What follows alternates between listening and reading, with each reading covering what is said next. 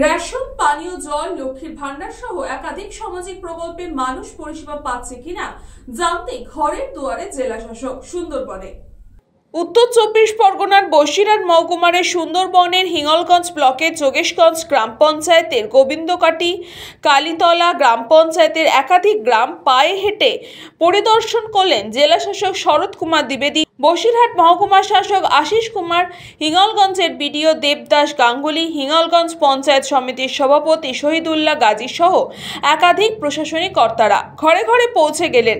একদিকে রেশন সামগ্রী ঠিকঠাক পাচ্ছেন কিনা, অন্যদিকে লক্ষ্মীর ভান্ডার, স্বাস্থ্যসাথী, খাদ্যসাথী, হাসপাতাল পরিষেবার পাশাপাশি বিভিন্ন সরকারি সামাজিক প্রকল্প মানুষ পাচ্ছে কিনা তাদের সঙ্গে সরাসরি কথা বলে, এছাড়াও কালীতলা গ্রাম পঞ্চায়েতের 4 নম্বর শামশেরনগরে কুকুরের খালি জঙ্গলের পাশে বনবিবির মন্দির পরিদর্শন করেন প্রশাসনিক কর্তা ব্যক্তিরা।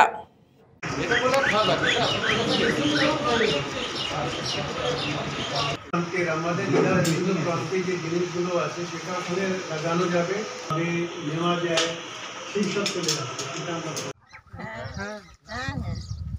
সবাই যায়, সবাই এখানে এখন যান সকালে বা বিকালে জনদর্শন প্রোগ্রাম করে এসছে, ওরাও খুব ইন্টারেস্টেড, বিভিন্ন জিনিসের সঙ্গে ইন্টারাক্ট করছেন, খুব ভালো হচ্ছে। উনি আজকে কয়েকটা জায়গায় ভিজিট করছেন। যোগেশগঞ্জ গ্রাম পঞ্চায়েতের অধীনে আমাদের যে স্বাস্থ্যকেন্দ্র আছে সেখানে তিনি ভিজিট করেছেন।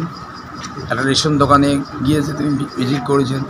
এখানে বনবিবি মন্দির, যদি বাংলার মুখ্যমন্ত্রী মমতা বন্দ্যোপাধ্যায় অনুপ্রেরণায় এই মন্দির আমাদের পাওয়ার, এটা আমাদের সুন্দরবনবাসী, সেই ক্ষেত্রে উনি এটাও দেখতে এসছেন, উনি মন্দিরকে দর্শন করতে এসেছিলেন।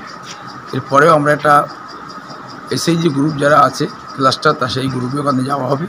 উনি আজকে পরিদর্শন পেয়েছে হিঙ্গলগঞ্জ ব্লকে এবং কিছু উন্নয়নমূলক কাজে পরিদর্শনে তিনি ফিল্ডে, এক কথায় মাঠে নেমেছেন আমাদের সবাইকে নিয়ে। ব্যুরো রিপোর্ট, নিউজ পঙ্গ টাইম।